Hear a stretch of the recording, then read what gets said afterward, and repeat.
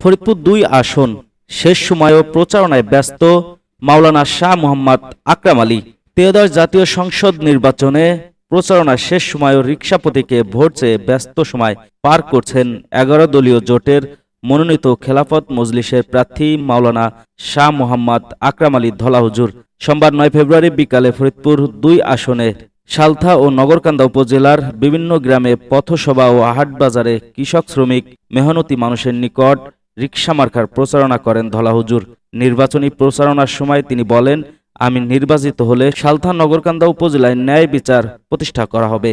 এই এলাকায় কাইজা মারামারি বন্ধ করার জন্য প্রয়োজনীয় সকল পদক্ষেপ নেওয়া হবে।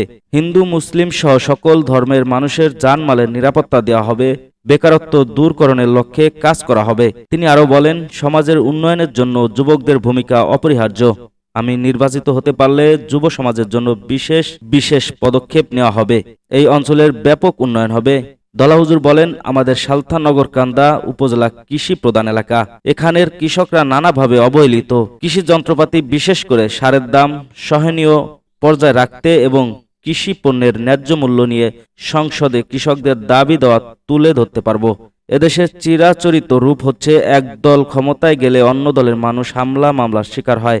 আমরা ক্ষমতায় গেলে এই জুলুম বন্ধ করা হবে। মিথ্যা মামলা, অন্যায় অত্যাচার বন্ধ করা হবে। সরকার থেকে যা কিছু বরাদ্দ আসবে তার সম্পূর্ণটাই সুষ্ঠুভাবে বন্টন করা হবে। রাস্তাঘাট, শিক্ষা প্রতিষ্ঠান, ধর্মীয় প্রতিষ্ঠান সহ সামগ্রিক উন্নয়নের ব্যাপক কাজ করা হবে।